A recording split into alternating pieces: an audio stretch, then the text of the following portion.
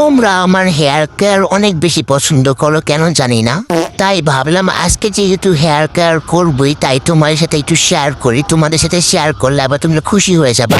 আমার চুলগুলো অনেক দিন ধরে অনেক বেশি রাফ হয়ে যেতেছে আর অনেক বেশি পড়তেছে, কারণ আমি কাজের জন্য একদমই নিজের কেয়ার করতে পারতেছিলাম না। আর তোমরা তো জানো আমার এক্সামও চলতেছিল, তাই নিজের যত্ন নিতে একদমই ভুলে গেছি। পরীক্ষা যেহেতু শেষ তাই একটু নিজের যত্ন নেওয়া শুরু করছি। এখানে তোমরা দেখতেই পারতেছো আমি আর্থের একটা প্রোডাক্টস নিচ্ছি, আড়ং থেকে নিয়ে আসছিলাম ওই দিন আসার পথে। এটা হচ্ছে আমি গরম পানিতে 20 মিনিট একটু চুবাই রাখবো। তোমরা আবার পাকনামে করে বেশিক্ষণ চুবাই রাখতে যাও না। আমি যে 20 মিনিট বললাম 20 মিনিটই চুবাই রাখবো, বুঝতে পারছো? এখানে দেখতেই পাচ্ছো চামচ দিয়ে নাড়াচাড়াই দিতেছি।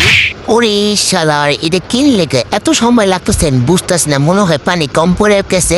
দাঁড়ো আর একটু পানি দিয়ে নি। পরে চামচ দিয়ে তোমরা গুটাগুটি শুরু করে দেবা। যেমনি আমি গুটাগুটি করতেছি ঠিক এমনি গুটাগুটি করবা। গুটাগুটি করতে করতে দেখবা এমন মিক্স হয়ে গেছে। তোমরা আবার বেশি গুটাগুটি করো না, আমার তো গুটাগুটি করতে করতে শালার হাতটাই ব্যথা হয়ে গেছে। এখন হচ্ছে আমার দিতে হইব দেওয়ার পালা। মাথায় দেওয়ার মতো কেউ নাই, কারণ সবাই অনেক ব্যস্ত কাজ করতেছিল। এই জন্য নিজে দিতেছিলাম। হাতে একটা প্লাস্টিক বানিয়ে নিয়েছি যাতে করে হাতের মধ্যে না লাগে।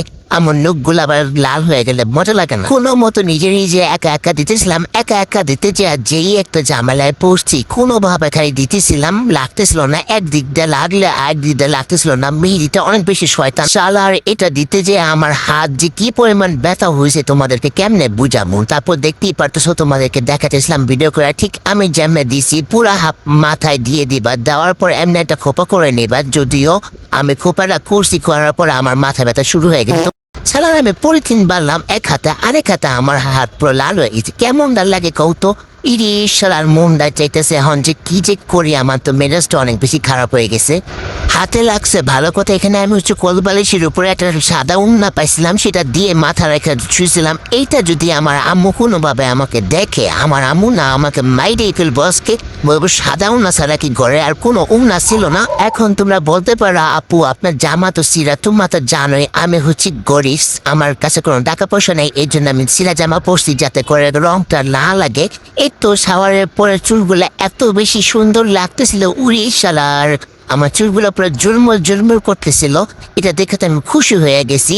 এত সুন্দর লাগতেছিল যে বলার বাহিরে। মাশাআল্লাহ বলতে কিন্তু তোমরা ভুলবা না। আজকের ভিডিওটা এই পর্যন্তই। নেক্সট ভিডিওর জন্য তোমরা অপেক্ষা করো। তোমরা কিন্তু আমাকে কমেন্ট করতে ভুলবা না।